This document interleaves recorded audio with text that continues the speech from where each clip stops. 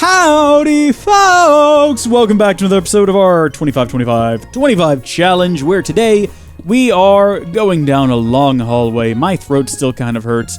We ended the last episode on sort of a weirdly serious note, where I was talking about how YouTube is just a fun thing that I do. And I think that there's so many people who take it so very seriously. And I get it if it's like, if you're a Linus Tech Tips and you have 40 employees who sort of rely on you for their income. Yeah, I understand why you take it so seriously, but for me, it is just it's a hobby that I'm passionate about, but it's not something that I get super caught up in, you know? I never look at a video's views and think, oh no, it's a failure. If I make a video and some people watch it and they enjoy it, then in my mind, that video is a success. And I've had some videos that, you know, they all kind of go out. Every video I make, I know is going out to either get, you know, like 100 views, and that's it, or it's going to get 100 views, and then just kind of keep getting views. That's sort of what happened with Tekkit Legends. A lot of people don't know this, but a lot of those, I mean, GTA 5 as well, a lot of the most successful things that I have on my channel are videos that I uploaded in day one. They got the same amount of views as every other video I ever uploaded. The difference is, you know, between a video like the first episode of Sky Factory 3, my first solo Sky Factory 3 series, or GTA Online. You know, the difference is that first day it got the same amount of views as normal, and then it just kind of kept getting views. And I never know what a video is going to do when it comes out. But, you know, if it's something like an Assassin's Creed, and I release it, and, you know, a Mayameka and 30 or 40 other people watch it, they come back and they watch the next one, and they watch the next one, and maybe they don't comment, and maybe they don't get like a ton of views, but it's a pretty consistent flow of people coming back to the video, and they wouldn't be coming back to it if they weren't enjoying it. So that is sort of the knowledge that I operate my channel on, is if people weren't enjoying these, they wouldn't be coming back. And if they're enjoying them, that means that they are at least contributing something to that person's life, and that kind of makes it all worth it, you know? So it's fun for me. And it does give you a sense of, it gives you like the good buzzes, right? Like you're doing something worthwhile that is in some way connecting with people on a level and is a part of their life. And that's really cool, especially when you look at something that, you know, does go on to just consistently get more and more views, like the GTA 5 video. It gets a lot of negative comments, but it gets a lot of likes and it gets a lot of traffic. And you know, that's over 300,000 clicks. I don't know if they're all unique clicks or maybe people are coming back and watching more than once. But over the course of the last several years, very slowly, day over day, it's interacted with hundreds of thousands of people. Hundreds of thousands of people have heard my voice and watched my video and felt, you know, compelled to either comment or leave a like or something like that. And that is an incredible feeling. And then another incredible feeling is the Patreon. You know, the fact that people are willing to say, I will give this child on the internet, this grown man child, money to support the thing that he's doing, that I enjoy watching, engaging, and interacting with. That's still wild to me that I've reached a point where there are people out there that will financially support me. I have a couple of patrons, or Patreons that I support, because, you know, I just genuinely, I like the people and I like their content. So I understand why people support Patreon, but the thing to me is that it's me they're supporting, right? It's like I can understand you doing it for someone else, but the fact that it is me that's being supported on Patreon is the part that always kind of blows my mind. Anytime I get a new patron, anytime they join the Discord and they start chatting, they're like, hey, I like your content. I'm like, that is unfathomable for me, but thank you. I don't know why I've continued to dig in this one direction for so long. I also don't know why One Direction existed for so long. I mean, they had a couple of years there. Why? Why did they continue to persist? It's not good music. It's just cookie cutter, make the teenage girl feel good music. Come on, guys. Have some respect. Oh, girls, I should say. Have some respect for yourselves. You deserve better songs. Go download a Michael Bublé album. Michael Bublé is better music. I love Michael Bublé. He's sort of like the modern day Frank Sinatra, Dean Martin. Oh, Dino. You ever listen to Dean Martin's Rudolph the Red-Nosed Reindeer? I'm telling you, he's drunk when he recorded that. He was so very drunk, and you can tell. It's just because you can go on and you can watch interviews he did on like the Johnny Carson. That's it. He's like on TV shows and stuff, and he's very clearly on booze. And it's just like, oh, this would be tragic with a modern day actor, but with Dino, it's just adorable. What a cute little drunk. It's, I don't know. I'm sure there were skeletons in his closet. And I'm sure there's some sort of TV special about how the drinking was there to mask the real pain beneath. I don't want to know about it. I want to live in this world where he sort of drunkenly calls Rudolph a red-beaked reindeer. All right? Leave me alone. Leave me in my fantasy world. Michael Bublé's better than One Direction, though. I'm willing to say it. I'm willing to throw that out there. Oh, how did that get started? How did we even get onto One Direction? Oh, I don't know why I'm mining in this One Direction. I'm not sure what I was hoping to achieve. I was just trying to get away from the last place we found diamonds. But I don't know if this is really the best way to do it. We probably should have started to branch mine in a direction. We're running out of durability here on our ruby pickaxe, so it's not going to last us much longer. We have the diamond one, but I'd rather not resort to using the diamond one for general mining. We've got enough rubies now that we could go back and make another... Oh, we don't have any sticks, though. We don't have any wooden materials. I didn't want this entire episode to be a non-stop just me mining in a single direction, although now that I'm looking at it, it's been 6 minutes? Okay, that's not too bad. I forgot to hit the countdown on this one, so there will not be a countdown sound at the end of it. I'm just going to have to aggressively check the recording time to see how long we've been going, and just sort of try to stay on top of it. This isn't good. This is the first time that I've managed to forget to turn on the countdown. What I need is a series of backup countdown buttons, so if I go like several minutes into it, after having forgotten. I guess I could set one up on my phone. I was using the one on the stream link here, but let me see. What did I say we were at? About 7 minutes? Okay. So 25 minus 7 is 18, I think. No, not 18 and 20 seconds. 18 and 0 seconds. There we go. So now I've got one on my phone. I don't have to worry about it. It'll let me know when we're done. This is not yielding any results. We're getting a lot of materials, but none of them are diamonds. I'm confident, the way that Minecraft works, it's going to load infinitely in this direction, or near infinitely. Certainly longer than I have in a lifetime to stand here and go in one direction. But even so, it's going to eventually put diamonds down here, but we might be better off going in a new, fresh direction. I feel like I can't stop now, though. Do you know what I mean? Like, I've gone so far in this one direction that if I stop now, there's probably diamonds right on the other side of this wall, and if I give up, I'll never find them, and I sort of have to see it through. Should we do like an L turn, though? I was thinking we could turn and go that direction for a ways, but the problem there is the same. What if right on the other side of this wall, there's diamonds, and I missed them because I decided to go in another direction? Also, can we make a hammer to mine out a... Oh? Oh, I hear lava. I think we're close to some sort of, maybe tunnel of some kind? Should we just continue in this direction? I don't know where the tunnel would be. If it would be to my right or my left, above me, below me. I don't... Hold on. This way, maybe? We're definitely close to it. I don't know if you folks can hear it.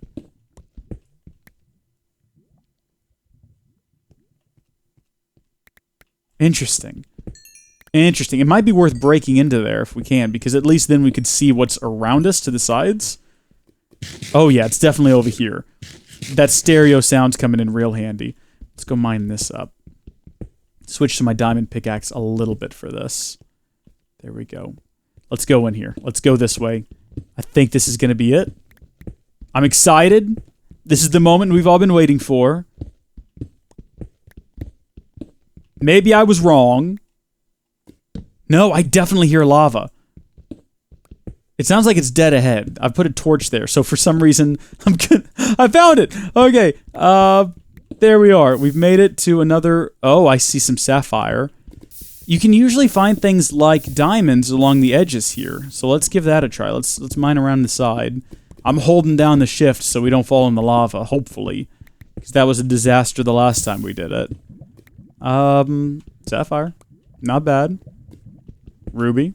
Not bad. What have we here? Ooh, we've got a creeper is what we have here. He doesn't seem to have noticed me yet. Alright, here we go. Oh, he can't get to me. Oh, poor guy. He's actually trapped up there, really. Well, I mean, he might not be trapped up there. He might see me and think that I'm trapped down here. I guess life is really all about perspective, and it's about where you're standing from, or where you're standing at, and what you're... No, I don't know what the analogy is here. I was hoping to find diamonds right in here, but it doesn't look like that's going to happen. That said, this isn't sapphire. Should we go in here? Oh. No, he was actually trapped right here. He couldn't get up or go down. Poor guy. And then we came along. We could have offered to help him. Oh my gosh, this whole place is just a trap. There's no way in or out. Oh, he was waiting for a friend or somebody to come pull him out of this hole he's been trapped in, presumably his entire existence. And what did he get? He got me, stabbing him through the face. What a tragedy. What an absolute tragedy. Well, we've only got a little bit left in the ruby pick, so we'll keep digging this direction until it breaks. And if we don't find diamond by then, I got real excited because I saw the Teslatite and it kind of vaguely resembles diamonds, but it's not. It's fake. It's a fool's diamond. We're gonna mine it out while we're down here. I don't think we're gonna need it for anything, but I don't want to come back this way and see it and get excited again. We're gonna go till this pick breaks, and at that point we will return to our underground bunker, and then we will return to the surface, and then we will build more pickaxes. But what if we're really close? What if it's just right on the other side? You know, we can go a little bit further with the diamond axe. Is this how crazy this is how people become crazy, isn't it? Just telling themselves things like that. This is what happened in Moby Dick. It's like Captain Ahab. She's like, "What if we go a bit further, eh? We'll find the whale, I promise you." I don't know what the story of Moby Dick is. I've never read it. None of those things are applicable. I found lapis. Might be relevant at some point. I never read Moby Dick. I know that it's a classic piece of literature. Probably should have read it for school at some point. It might have been on my reading list for school. I just didn't do it for some reason. Who can say? I know the story that it's based on in the real world, where those guys went whale hunting and then a big whale was like, "I hear you hammering something. I'm going to assume that you are also a whale and I'm going to destroy your boat." And then they were all left on like the little fishing dinghies and they're like, "Well, now what?" And one of them says, "We can go over to these islands." And one guy's like, "There's cannibals there." But there's not actually, and if they'd gone there, they probably would have been fine. And instead they go off in the other direction, and then they all starve to death and eat each other, including one guy, like the captain, ate his nephew because his nephew drew the short straw. And he was like, "No, it's okay, nephew, or uncle, you can eat me." And he had to go back and tell his sister. He's like, "I remember when I set off with your son, and I said I'd swore to protect him." She's like, "Yeah." She's like, "Well, I ate him, and he was tasty, and I survived." But then, you know, he was separated from the guy that didn't want to go to the island of the cannibals. And if I'm not mistaken, that guy also died. So, like, good riddance to him, because there were no cannibals there. That wasn't true. I mean, he wasn't lying about it, but he was mistaken, which is a tragedy, because they could have all survived if they'd just gone to Cannibal Island.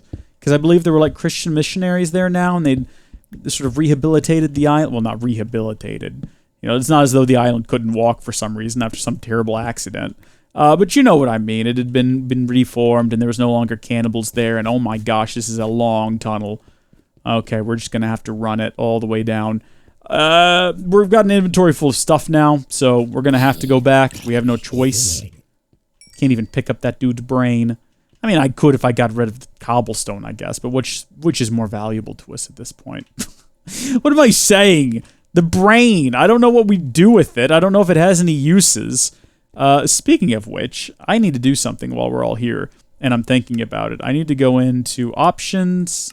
It's not commands. Options. Would it be world? Highlight tooltips. Options. Key bindings. Inventory. Here we go. Recipe. Uses. I think previous recipe. That's usually how I set it up. Or maybe it's previous page. All right. So if I look at, there we go. Recipe. Uses. Good. All right. I do that because I have this gamepad that I use on my left hand that's sort of like a mini keyboard. And then on the side, it's got a sort of like a thumbstick, but it's not a good thumbstick. It's not an analog thumbstick. It's sort of just 8 hard directions, right? So you have like up, down, left, right, and then up and left and up and right. It's not great. I got it because I thought I'd be controlling characters with it, but it's too clicky to work like that, unfortunately. It's not precise enough. So, I mean, that's sad, but I now use it to very quickly, without having to move my fingers off the controls, just like go in here and look at uses for things. It's good. It gets the job done. But I forgot to configure that last time, and I meant to do it before I started recording, and I didn't, because sometimes I am forgetful when I'm talking about people getting eaten by cannibals. But they weren't. They weren't eaten by cannibals, and they would have been fine if they'd just gone to the island they thought was infested with cannibals. I'm so upset about that. I don't know why I'm upset about that. I have no business being upset about this historical event that happened hundreds of years ago that has no bearing on my life. I still am. And the story of Ahab and Moby Dick and all of that would have never happened if he'd just not eaten his nephew. Just throwing that out there. Don't eat your nephews, everybody. I have a nephew. I love my nephew. I don't think I would eat him. I don't know. I guess it does really come down to how hungry I am and whether or not he drew the short straw. Because if he did, I probably would. No offense to my nephew, but if we made the deal beforehand and the deal was, okay, whoever draws the short straw is eaten. I mean, he sort of knows it's coming, right? And he agreed to it in the story. Or at least that's what the guy told his sisters. Like, he drew the short straw, and I said, no, I'm not going to eat you, my nephew. And he said, no, it's okay, Nuncle, it's okay. We got no choice in the matter. I mean, what a guy. Honestly, if that's what actually happened and he didn't just knock him unconscious and eat him, I really respect that, because if it was me and I drew the short straw and I was about to be eaten and my uncle was like, you don't have to do it, my laddie, I'd be like, all right, thanks, Uncle, and I'd be done. I'd be gone. I'm not honoring that system. I don't want to get eaten. Just find the smallest person, eat him first. Yes, it won't go as far, but he's so small. He's weak. He can't fight back. We'll eat him. It'll be easy. We need to go get some more food, though, before we head down, now that I think about it. And see what we got up here. Does it feel like it takes a lot longer to get back up to the top than to the bottom? It's probably because it does. All right, we've got a ton of pickaxes. Do you reckon that we'll possibly run out of inventory space before we run out of pickaxes? Because I think we will. And I think what we're going to have to start doing is just throwing out stacks of cobblestone onto the ground. Did we ever check hammer? Yeah, I think we did. We determined all we had is the dark matter hammer and the red matter hammer, neither of which are options that we can use right now, unfortunately, because we don't have access to those sorts of things. Should we mine off in a different direction? I think we probably should. I mean, I do have that sort of sense that if we just went a little bit further, just right beyond the river bend, we might have found ourselves some diamonds. Because we went for so long without finding any. But maybe I'm just a delusional crazy person. Maybe we should go off in this direction and see where this takes us. This might be the actual path to success, victory, love, fortune, whales. Whaling was a real big problem back in the day. I gotta tell you, it killed a lot of whales. And the people back then were just too dumb to notice the problem.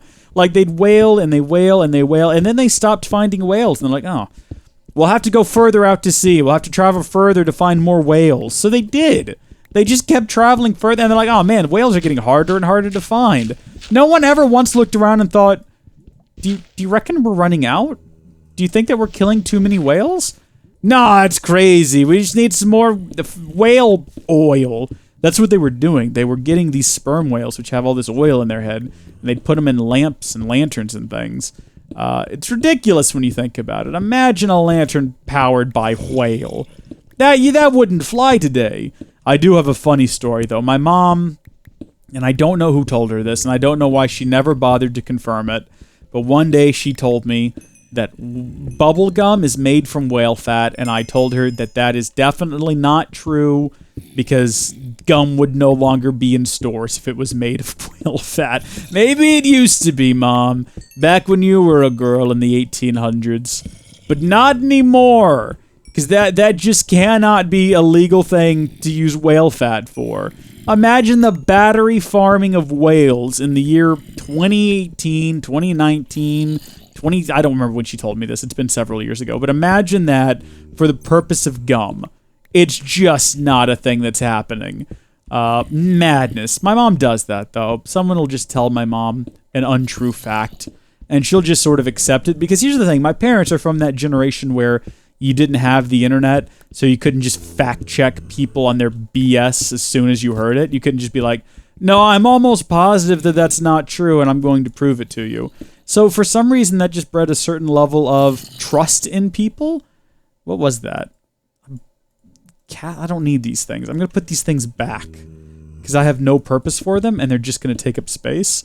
I'm going to keep pushing this direction, though, because I hear skeletons, like they're right ahead of me or right around me somewhere. Oh my gosh, diamonds! Oh, I don't know what the story is with these skeletons, but I'm grateful. So as I was saying, you just sort of believed in that generation what people told you, no matter how unrealistic or unbelievable it was. So, you know, you just accept that, yeah, that's probably definitely true. Whale fat is used for bubblegum. Seems legit, you know? It's not. I looked into it. It's not. Again, I don't know if maybe it used to be, or maybe in some countries where your whaling laws are a little bit different, maybe you have an exotic gum treat made out of whale fat. Maybe I should Google this now, just to make sure.